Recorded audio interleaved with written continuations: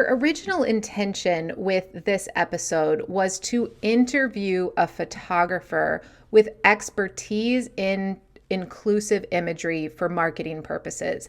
And we talked to several. I looked around. I stalked a lot of people on Instagram. I had some conversations. And ultimately, I couldn't find someone that I felt both comfortable with their credibility on this topic and that they were informed about some of the things that we're going to talk about today, like trauma and how it plays with photography and things like that. So I decided after a lot of back and forth to do this episode myself for now, because I promised you way back at the beginning of season 4 that we would only have people on the show where I was 100% confident that they were doing their work and that they were not going to do any harm around the topics that we were covering. And I wasn't quite there yet with any of the photographers that I talked to for this episode. And so I decided instead to share where we are in our journey when it comes to inclusive photography and inclusive imagery, and what we've learned, what that journey looks like, and what we're still very much in progress on. And hopefully, as the show gets larger and more people are listening, some of the bigger names in this space might be interested in coming and talking to you. Some of the people that I feel more confident about bringing on to talk to you. But I do want to say right out the gate, if you are a photographer or knows a photographer who is doing a lot of really cool things around this work, please shoot me an email and let me know, because I would love to interview them for the show. So first, I want to explain my experience with inclusive imagery. So if you've never looked me up and only heard my voice, you may not know, but you probably do, that I am a white, middle-class, cisgendered, heterosexual female. And so I have a lot of privilege when it comes to some of the issues that we're going to talk about here. I also fit, if not perfectly within, basically within the standard accepted body type, meaning I am not fat, or, I feel different, people feel different ways about that word, but I'm not what would be considered fat or obese or something like that. I don't have any major non-traditional things with my face or disabilities. I'm able-bodied, things like that. And so I want to recognize, as we have this conversation, that some of the things that have been difficult for me are still pretty privileged.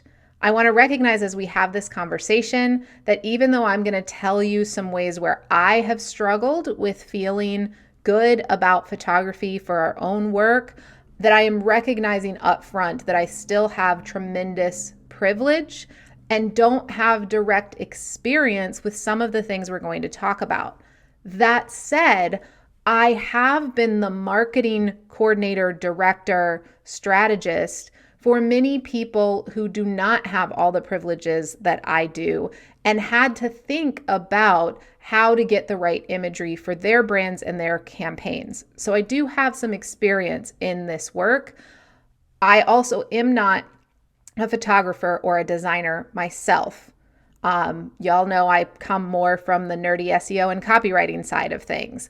So I want to say those things up front because I want to be completely clear that we are very much in the work on this issue, that I've learned a lot and I'm really proud of what we're doing in our own work, but that I am by no means an expert. What I am here today to share with you about imagery is some things that I know from a marketing context that matter in this arena, and what we're thinking about so that we can do better digital, just like we want you to do. So my experience where I really started thinking about inclusive imagery actually started probably 6-7 years ago. And that was because I was struggling to get imagery that I felt good about to use for my brand in a couple of ways. One, I worked with a lot of trades companies and manufacturing companies at that time, and very few of the stock photography resources that were out there had great imagery that fit those type of industries, that really spoke to what it was like and what someone looked like in construction or electrical or on a manufacturing floor. Most of the stock images around those trades, because of being very afraid of regulatory issues with images, were really very sterile. And they really didn't speak to what being in that work was actually like. And alongside that, I was also having a really difficult time getting images that I felt good about of my own company, specifically of myself and the people that we worked with. You may notice if you ever look me up online or you look at one of these videos on YouTube that I have a very round face. At the time that I started doing this stuff, I would have been characterized as a thin woman. I was like, I don't want to go into weights, but I was like a pretty thin blonde woman, but I've always had a really round face. And I've always had, like, if you're not looking at this visually, you know, this extra chin stuff going on here that made me feel really awkward and made photography difficult. And photographers would often tell me that it wasn't that big a deal. I just had to recognize that I wasn't very photogenic. And I had one friend who was really trying to be helpful once tell me about this issue, not so much in business, but in my personal life. I was going through my divorce and for a brief moment flirting with the idea of trying online dating. This was before the app world. And I just couldn't seem to connect with anybody who was really at all interesting for me. And my friend told me, he says, Rena, you have to understand that nothing that is interesting or sexy about you comes across in an image. You're just not photogenic. People have to meet you in person.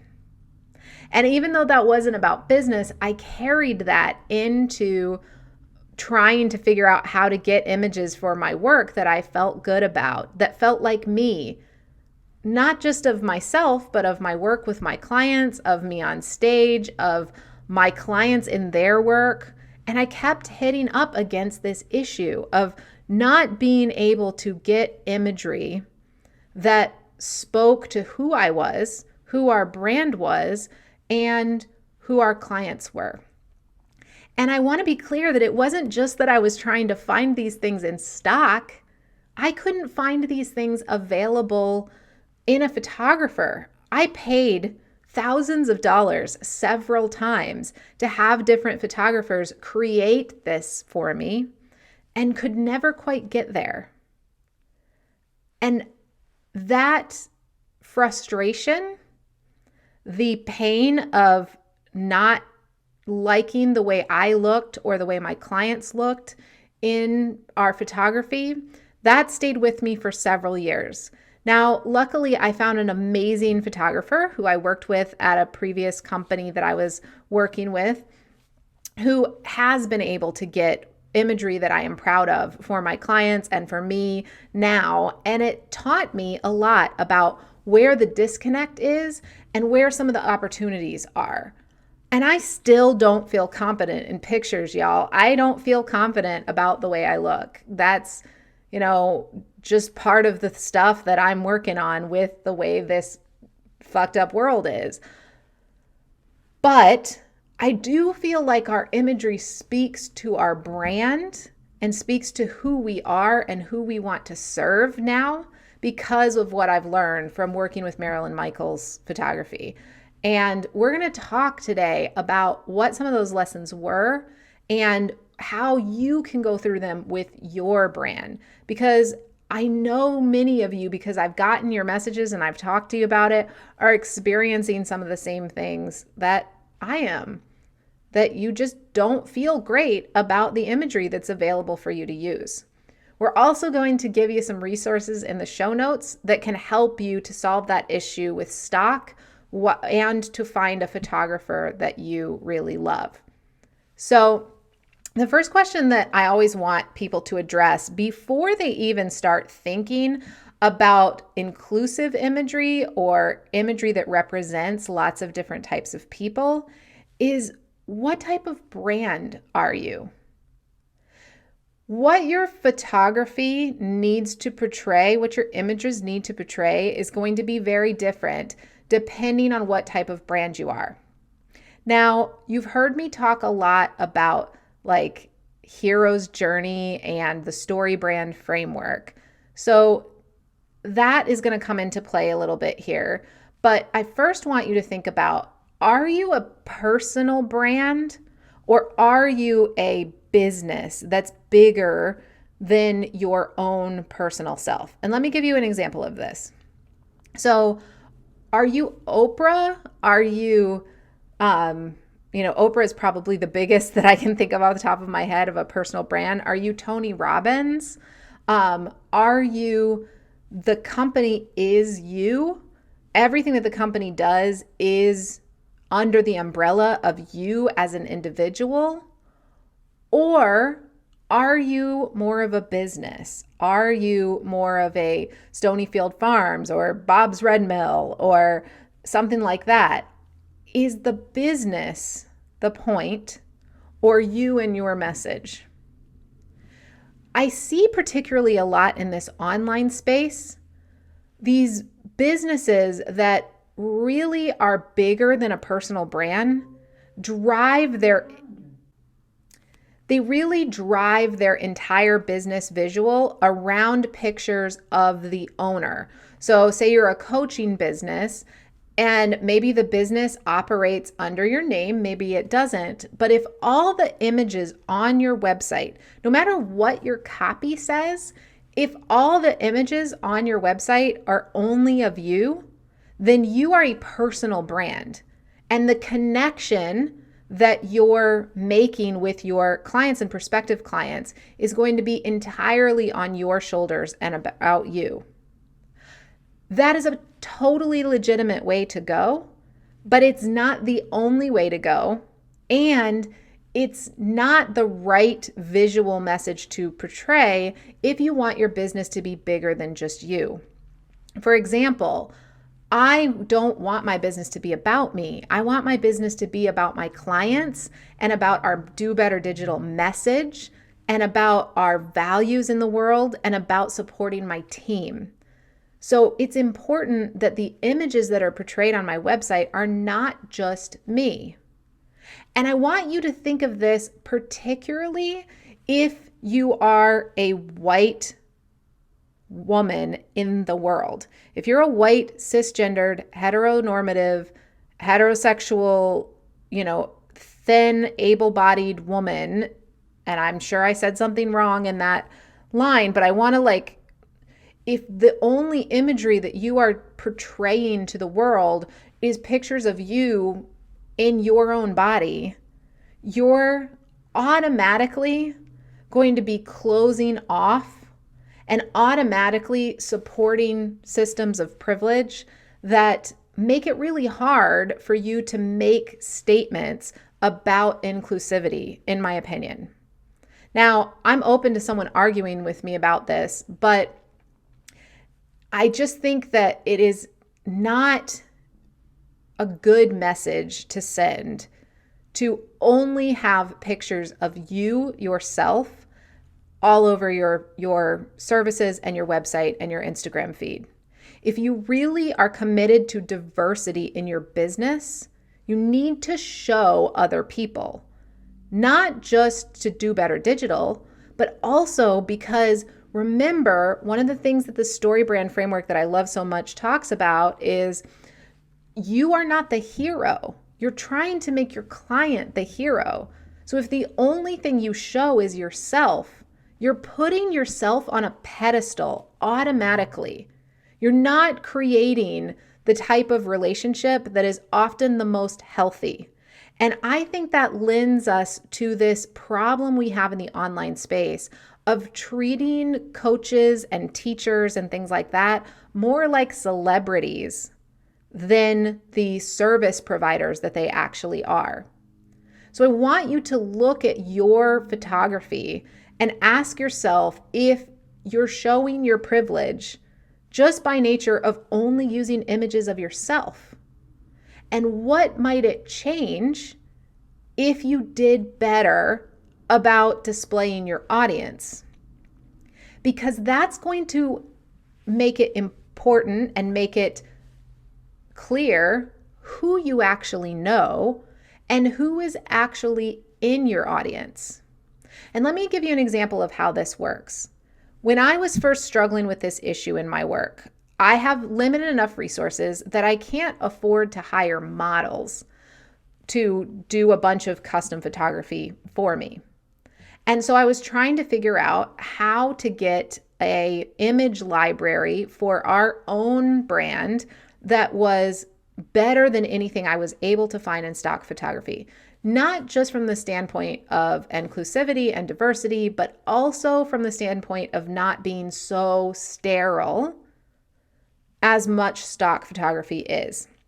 And so what I was able to do after really going back and forth and trying to figure out how I was going to do this is it clicked for me, oh, who do I know? Who is in my client base who might be willing to help me here? Who are my friends who look like the inclusive and diverse picture that I want to portray? So what that means is, am I actually in the world, both as a business owner and as an individual, as the person I say I want to be and that I am portraying to the world? So what I did is, instead of trying to create an image of what my brand was, I looked at who is actually a part of my brand, and I used that to inform the imagery. And so what we did is we got together a group of my actual friends and clients to do photography for our brand. And you're going to start seeing the result of that. Actually, there's a few pictures on Instagram, but you're going to start seeing the result of that with the rollout of our new website in this month. And it's really exciting to me because what you will see when you see the group of people that I am connected with, both through my work and my personal life together, you see that diversity play out naturally. You see people from 22 years old to 60 years old. You see people of all different races and backgrounds and nationalities and sexual orientations and tattoos versus not tattoos and piercings versus not piercings. And all of that diversity and inclusive behavior that I say I want my brand to be about plays out in the photography. And so I largely don't need to make statements about it constantly in the world because I'm showing you with our brand what we're about. What it also made clear for me was places where I had holes and blind spots. Like, I don't know a lot of people who are not what we would call like normal, I don't want to use the word normal, that's not right, able-bodied people. I don't know a lot of people who have varying abilities. And I realized that I had a blind spot in my work and a blind spot in the way I was showing up in the world that I needed to do work on. And so I started doing intentional work on that because it was really clear through my imagery where we were diverse and inclusive and where we were not. My values show up in our brand now. And that's what I want for you.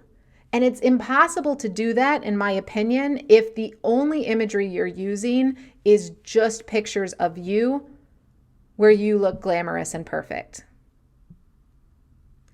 It also, by using your actual clients and your actual connections, it also helps you avoid things like tokenism. It helps you avoid just putting one person who looks like the widget you want to check in your pictures. And it helps you to understand in your imagery that we're talking about a lot of intersections of diversity here, not just race. We're talking about different body types, different ages, different classes, different ways of dressing, different ways of adorning our bodies. Those will all show up if you use people who are actually in your network and in your community, and you're actually showing up in the world in a way that values a diverse type of people in your world. So if you're struggling like I was with getting imagery that really works for your brand, you may try, like I did, to get imagery based on the community that you already have. Now, I'm not going to go too deep into all the problems with stock images and why custom images are better, but I do want to say from a marketing standpoint, you're more likely to get images that work with your brand. You're more likely to show up in an image search in Google. It's really valuable to have those custom images. It's really helpful for your brand. So much so that I recommend clients all the time that are on limited budgets spend on photography before they spend on web design or dev. Because I believe that the photography is more important and more useful over time. It's come to the point where we can build websites on our own. We can't, usually, unless we are trained photographers, get great photography on our own. Now, how do you choose a great photographer? That's the last thing I want to share with you today. Choosing a photographer, you want to look for a couple of things. First, you want to look for empathy. My experience has been that a lot of dudes, particularly young white dudes in photography, don't have a lot of empathy for diverse bodies and people with diverse backgrounds. And they also are often not trauma informed in a way that makes them safe for people who have issues with how their body is showing up in the world.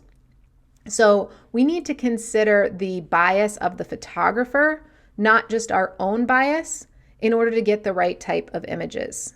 For me, my experience with photographers transformed when I started working with a woman that had experience working with people with diverse backgrounds and had a diverse background of her own. That helped us to get better imagery because she saw the world in a more inclusive way than a photographer who'd only ever worked with photogenic models saw the world. So I want you to put some intentionality into choosing your photographer. And if you need help doing that, look at the resources section for this episode because we've linked to some lists of photographers that are curated lists. We've linked to some diverse stock photography options and some resource articles on how to choose a photographer.